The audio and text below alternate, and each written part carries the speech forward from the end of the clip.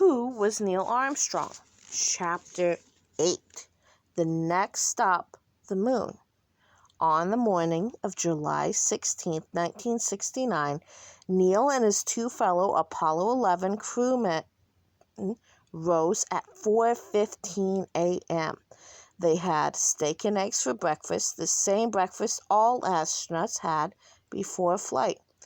The night before, a special visitor had arrived for dinner to wish them good luck. Charles Lindbergh. Remember, he was the first man to fly across the Atlantic on a solo flight.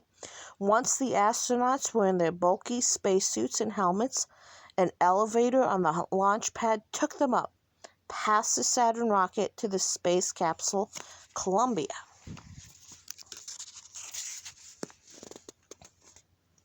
The countdown for Apollo 11 had started days ago. Now there's only a few minutes left until the launch. Launch control in Florida was responsible only for the very beginning of the flight. Once the craft cleared the launch tower, the NASA team in Houston would take over. It was the last seconds of the countdown. 6, 5, 4. It seemed everyone was watching, holding their breath. 3, 2, 1. Blast off! Trailing fire, the Saturn rocket with the astronauts inside the Columbia capsule soared into the sky. The entire cabin was rattling, but after just a few minutes, the ride grew smooth. The Saturn V was a 3-stage rocket engine. 3 engines were needed because it wasn't possible to build a single engine with enough power to take the space crew 250,000 miles away. This is a journey to the moon. See how it has the map. So stage 1 was liftoff. Stage 2 was first stage separation. Stage 3 was number 3 is second stage separation. 4, separation from lunar adapter. 5, turnaround and docking. 6 was command module and in final separation from lunar adapter. That's right there. 7, mid-course correction. 8, lunar orbit. 9, command and lunar module separation, right there. And then, finally, 10, lunar modules touchdown.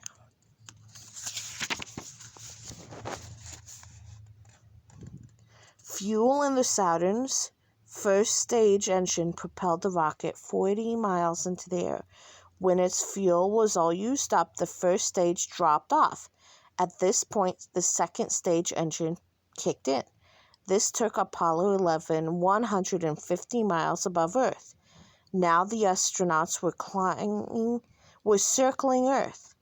After 1.5 orbits, the second stage fell off and the third stage engine fired. This sped up the Apollo so it could escape Earth's gravity and continue towards the moon.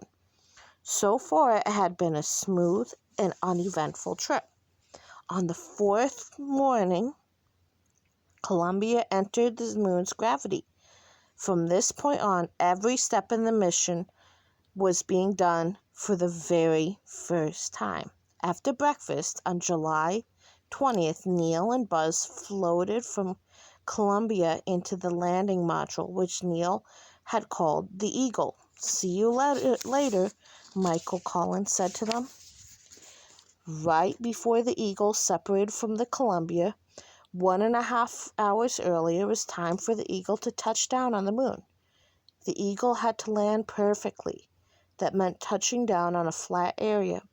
Otherwise, the Eagle would not be able to take off from the moon and rejoin Columbia. Neal and Buzz would be left stranded on the moon forever. The landing was supposed to be controlled by computers, but as the Eagle got close to the moon's surface, Neal saw the landing area was much too rocky. Quickly, he took the controls and looked for a safer spot. Within less than a minute worth of fuel left, he spotted a good area 4.5 miles away. Then the four-legged, bug-like legs of the landing vehicle made contact with the dusty surface of the moon.